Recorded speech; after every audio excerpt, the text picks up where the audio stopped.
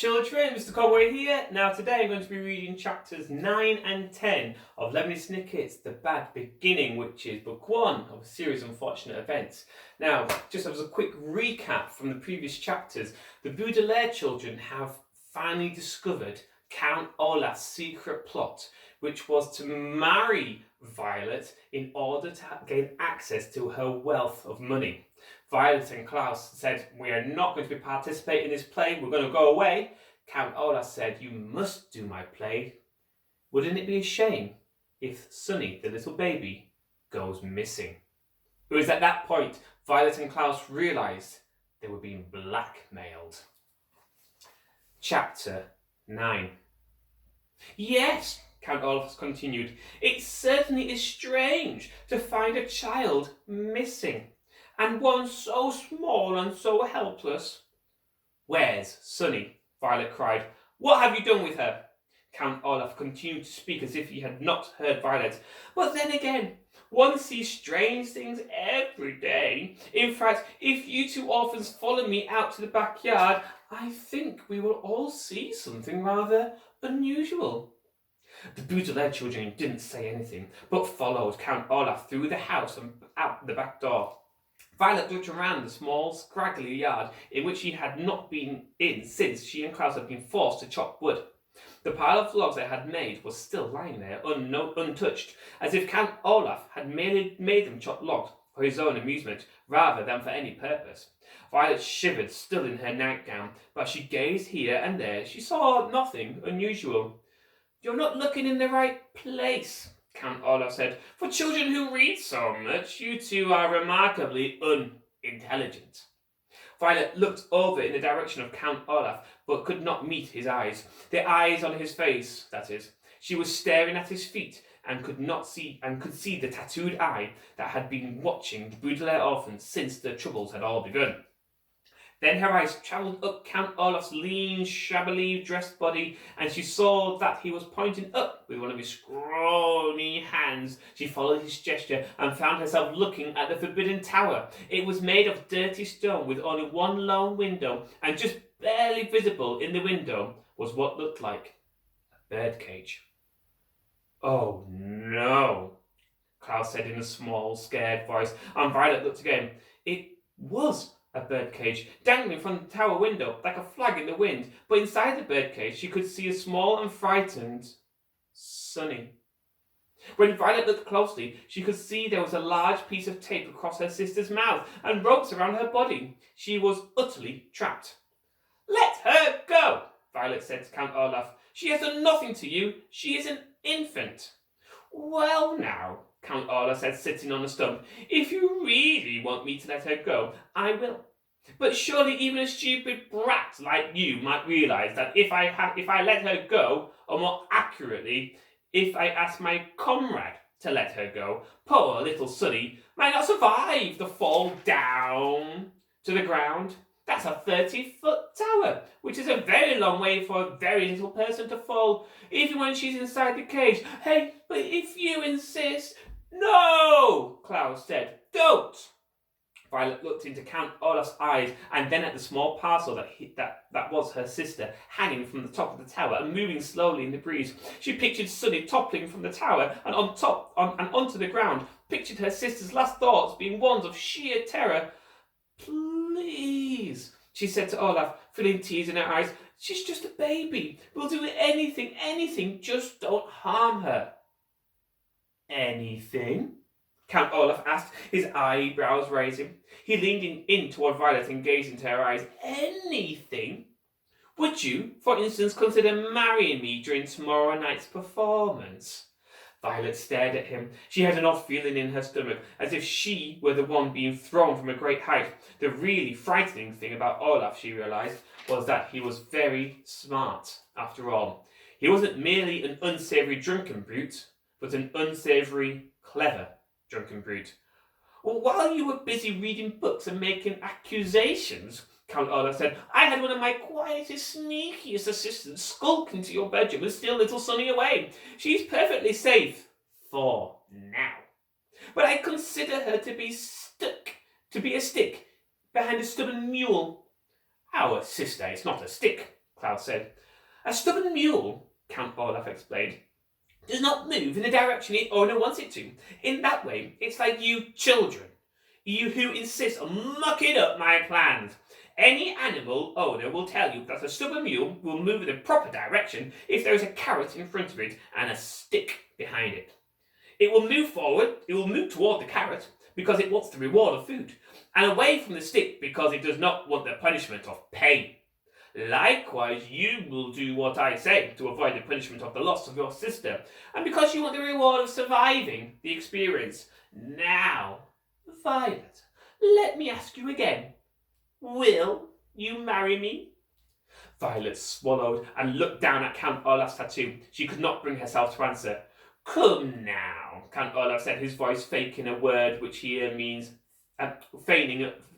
I'll say that again. Come now, Count Olaf said, his voice faking a word which here means feigning kindness. He reached out a hand and stroked Violet's hair. Ooh. Would it be so terrible to be my bride? To live in my house for the rest of your life? You're such a lovely girl. After the marriage, I wouldn't dispose of you like your brother and sister. Violet imagined sleeping beside Count Olaf and waking up each morning to look at his terrible man. She pictured wandering around the house, trying to avoid him all day and cooking for his terrible friends at night, perhaps every night for the rest of her life. But then she looked up at her helpless sister and knew what her answer must be. If you let Sonny go, she said finally, I will marry you.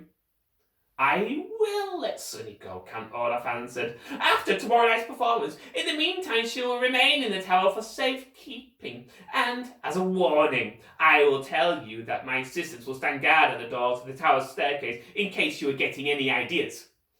You're a terrible man, Klaus spat out, but Count Olaf merely smiled again. I may be a terrible man, Count Olaf said, but I have been able to concoct a foolproof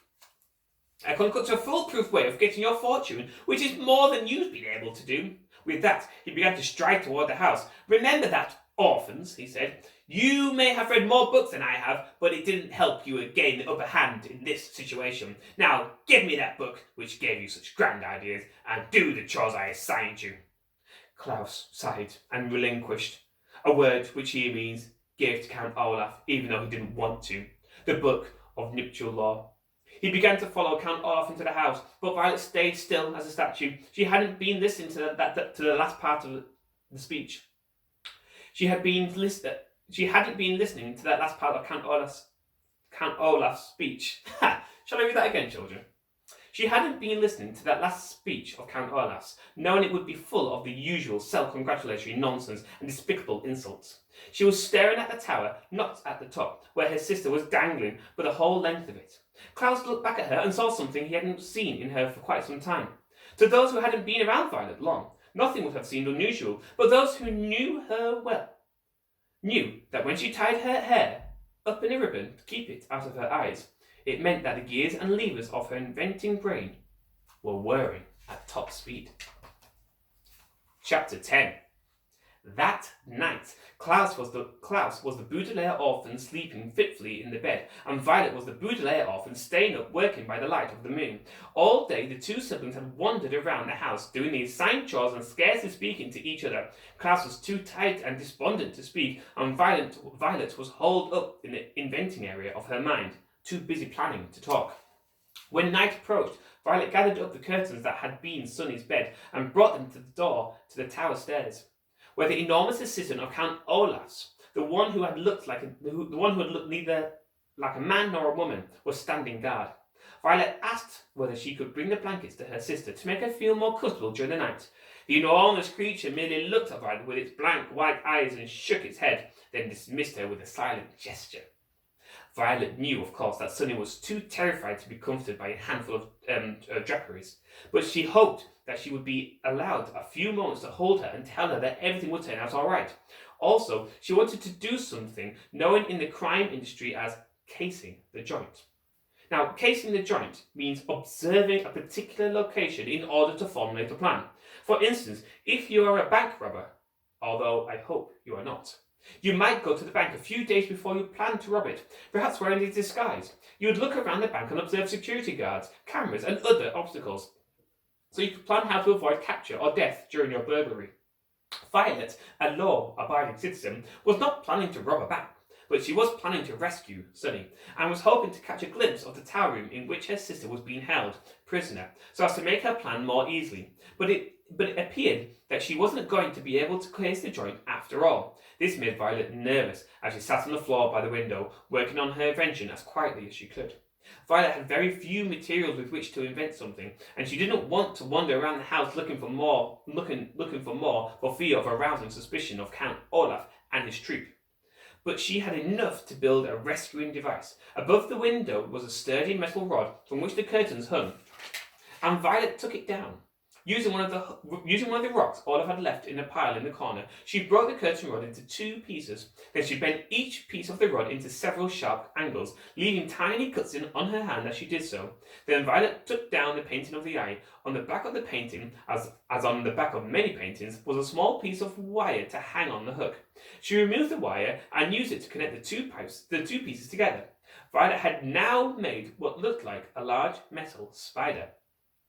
Then she went up to the cardboard box and took out the ugliest of the clothes that Mrs. Poe had purchased. The outfits the Baudelaire orphans would never wear, no matter how desperately they were.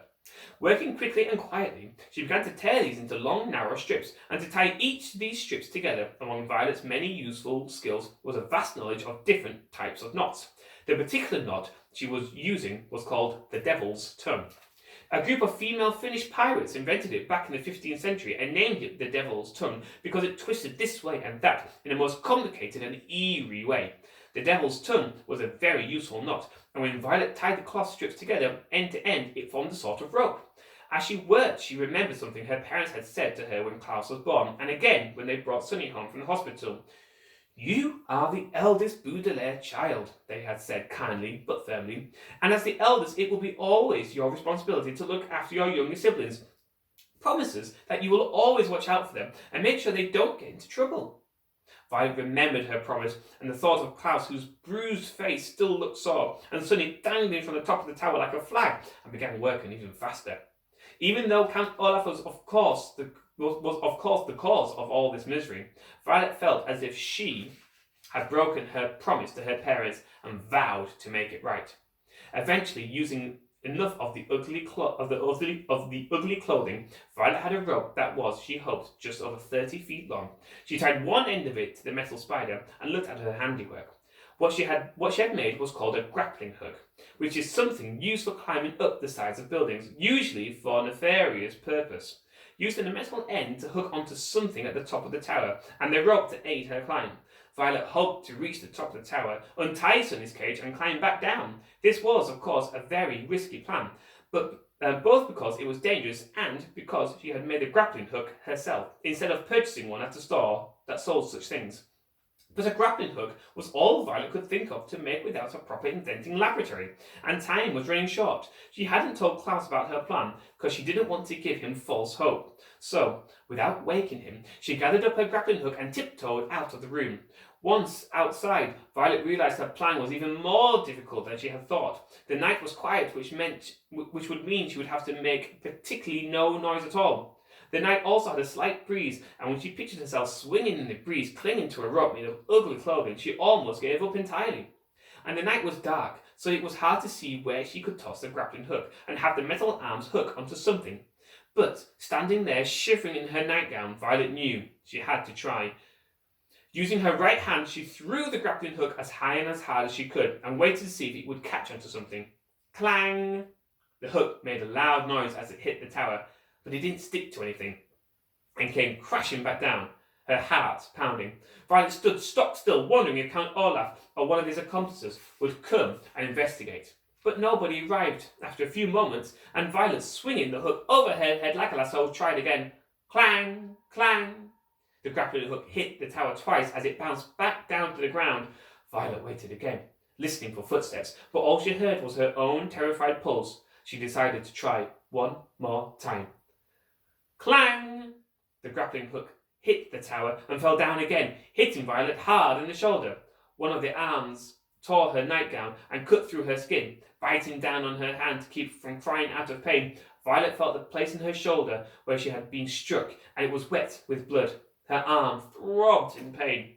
At this point in the proceedings, if I were Violet, I would have given up. But just as she was about to turn around and go inside, she pictured how scared Sunny must be, and ignoring the pain in her shoulder, Violet used her right hand to throw the hook again. Clap! The usual clang sound stopped halfway through, and Violet saw in the dim light of the moon that the hook wasn't falling. Now nervously, she gave the rope a good yank, and it stayed put. The grappling hook had worked. Her feet touching the side of the stone tower and her hands grasping the rope, Violet closed her eyes and began to climb. Never daring to look down, she pulled herself up the tower, hand over hand, all the time keeping in mind her promise to her parents and the horrible things Count Olaf would do if his villainous plan had worked. The evening wind blew harder and harder as she climbed higher and higher, and several times Violet had to stop climbing as the rope moved in the wind. She was certain that at any moment the cloth would tear, or the hook would slip, and Violet would be sent tumbling to her death. But thanks to her adroit inventing skills, the word adroit here means skillful, everything worked the way it was supposed to and work, and suddenly Violet found herself feeling a piece of metal inside of a cloth rope. She opened her eyes and saw her sister, who was looking at her frantically and trying to say something past a strip of tape. Violet had arrived at the top of the tower, right at the window where Sunny was tied. The eldest Baudelaire orphan was about to grab her sister's cage and begin her descent when she saw something that made her stop. It was the spidery end of the grappling hook, which after several attempts had finally stuck onto something on the tower. Violet had guessed during her climb that they had found some notch in the stone or part of the window or perhaps a piece of furniture inside the tower and stuck there. But that wasn't what the hook was stuck on. Violet's grappling hook had stuck on another hook. It was one of the hooks on the hook-handed man. And his other hook, Violet saw, was glinting in the moonlight as it reached right towards her. That's the end of chapter 10. So there we go, children. That's Lemony Snicket's The Bad Beginning. I hope you enjoyed that and look forward to the next upcoming chapters. What's going to happen to the Baudelaire children? Bye!